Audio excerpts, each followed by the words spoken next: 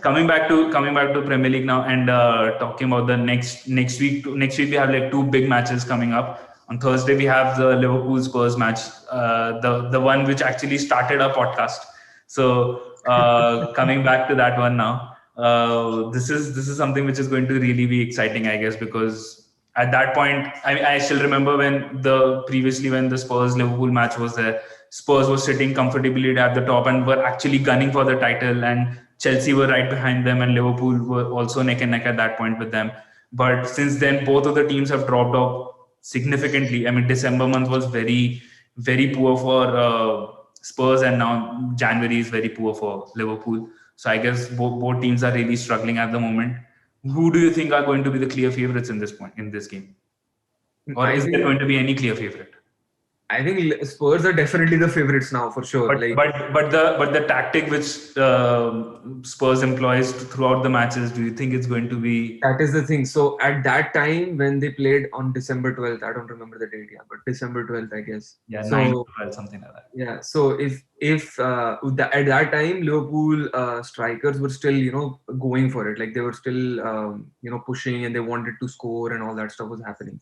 Right now, I don't see any of the Liverpool strikers going and scoring.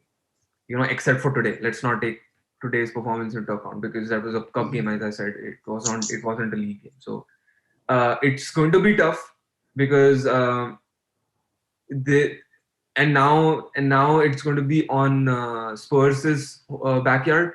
So it's going to be tough. I feel like if Mourinho wants to finish the job in 45 minutes, he can. I feel Mm. that if he wants to do it, he can do it. Like he can set the team in a way where he can just completely destroy Liverpool and finish the game in 45 minutes. But I know Mourinho, he won't do that. He would still, play the game out and see if there is a counter-attacking opportunity, and then from there he will take it. But But I still don't I you think like with the firepower they have with Kane and Son? I mean, Son is definitely not clicking at the moment. I mean, he's not scoring at the same rate he was. not clicking. Yeah, exactly. Yeah, that's what I'm changing. I mean, Yeah. he's not scoring at the same rate he was, but he definitely has a big impact. He's still contributing with Kane a lot. So, do you still think they should still keep going with this strategy? I mean, this is something which that's why when you play against a club like Sheffield, that's why I guess you're able to score because they are anyway struggling for form and not able to score at all. But But the difference between Sheffield and the previous games that they've always gone in and actually taken the leads, but late on in the game they would concede, right? Mhm. That was the good bit of that performance. Like when they went on and kept on attacking, and they eventually scored 3 goals, and they knew that okay, this is not gonna now our lead is not going to disappear now.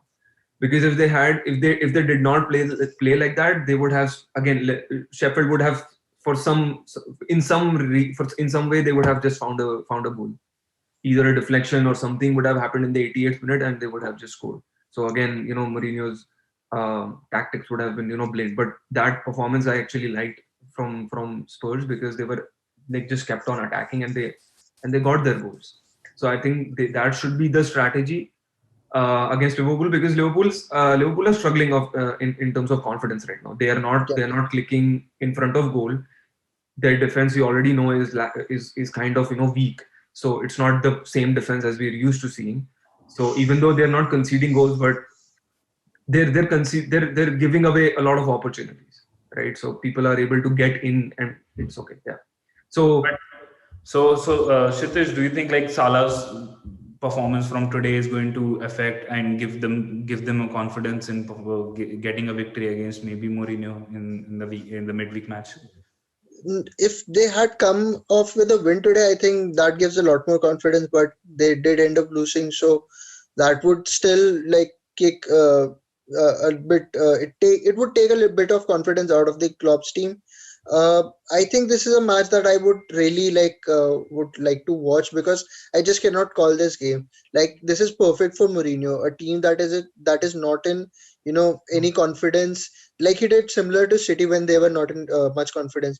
They sat back, they hit them on the counter, and they knew that City did not have anything in their gas to actually come out and score. Liverpool are in a very similar position right now. And So Liverpool, if Liverpool Yeah, and Liverpool are yet again playing another away match, so that is I definitely understand. going to be. So if Tottenham are able to score any sort of goal, Liverpool at the moment do not have any sort of firepower to get back on them. Like Even if if they do, they might end up conceding in the counter attack, which I think yeah, Spurs which will is true. capitalize on. Yeah, which is true. So it's gonna be an interesting game, but I still like Tottenham seems to have an upper hand here. And if Tottenham wins, like it would be significant because Liverpool would drop out of the top four at that Well, yeah, moment. I guess that's another thing. I mean, when you Yeah, look at the points table right now, it's United sitting at the top comfortably. Not so comfortably. I mean, not they comfortable. only have a 1 point, 2 point lead over City and Leicester and even Leicester. But Liverpool, who are at 30 with 34 points, sitting at the fourth position, they will definitely drop out of the top four. City will drop points now for sure. Like I Yeah, and the game they have against coming up against Gladbach, I'm worried. I'm worried for them now. Yeah. So, I mean, you don't know. I mean, who might be able to get back into the squad at that point because there might be some people who might get fit. So, who might actually, I don't know when Jota is making a comeback. So, Jota might come back that time. I don't know. I think it's somewhere between first week of March. Okay, so I guess he won't be available then. But at least for the first fixture, he might be available for the second round. And I mean, looking at the games in hand for clubs like Everton, Aston Villa, and even Spurs, who have another game in hand right now. I mean, Liverpool are potentially sitting at number 7 right now. This is something which is really concerning at this point because you do not yeah, expect a club who was coasting through the title last year at this stage, and actually had definitely won the title at this stage by last year are somewhere even struggling to get into the top 6 right now. So that is something of a very big concern now. Thanks So for pointing it out. You made me very happy. Liverpool are technically seventh. Yes. so this like explains like any club that gets some sort of injuries, it is very difficult for a club to cope at that point. So if Liverpool had even just one of their top players injured last year, they do not win their title. Like if they had an injury to Van Dijk, Salah, Henderson, even Henderson or Alisson, they do not get the title last year. So I it's mean, very important. I, just a quick point here, but the kind of seasons that we've had in the last 3 years, that is something that we'll probably never get in the Yeah, near. Like the teams that were below them were still in so much rebuilding phase that it was never. And I'm not blaming pandemic right now. If there wasn't even a pandemic, if even Van Dijk was not injured, I still don't see Liverpool coasting through to the title. Yes, they would not be in a dismal form like they are right now, but they would not still have been coasting through the title.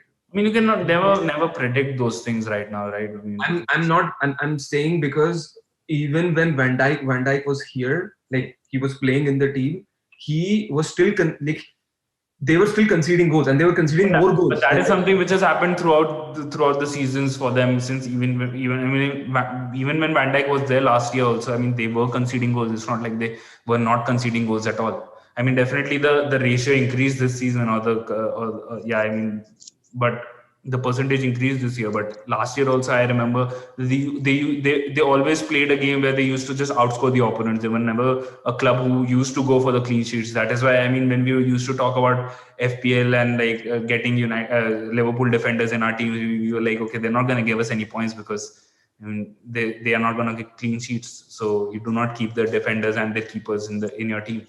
I remember that very specifically when I was used to talk with Kshitij and you as well. So I guess, I mean, that is something that wouldn't have changed, but it would have at least opened up the opportunity for Fabinho and Henderson to play at the center and maybe give more creative chances, get more creative balls in for Liverpool. that, Because that is even with Thiago and Jota getting injured, it doesn't matter because that is still the same core team which they had last year. yeah, But that that is what I'm saying, right? Like yeah, you're I'm not saying that Liverpool were still going to lose. I'm just saying that we are never going to see that 199 point totals ever. Probably not ever again, but not in the coming 10 years at least. I don't see that happening. The teams are starting to rebuild their teams now, and they're starting to get stronger. yeah, Yes, yes, this is a asterisk season. Yes, you know certain teams are not still playing, like certain big teams are still not playing well, and you see like the likes of Aston Villa, Southampton, Leicester in the top six. But do you really see them in the top six come May? I don't see that. Like they are eventually going to drop out. So yeah. Yeah, and the clubs are actually investing in good managers now. Like Everton has Ancelotti, which is a great manager. If he manages to stick around for the next 2 to 3 years, he can actually take Everton to actually a good top six position.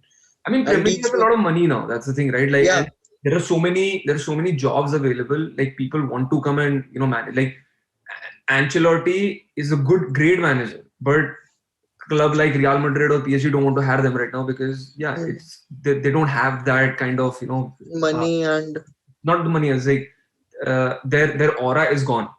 They don't yeah, have that kind of aura yeah, again now. So they're still able to manage, but they're managing the clubs who are just below like the likes of the top six.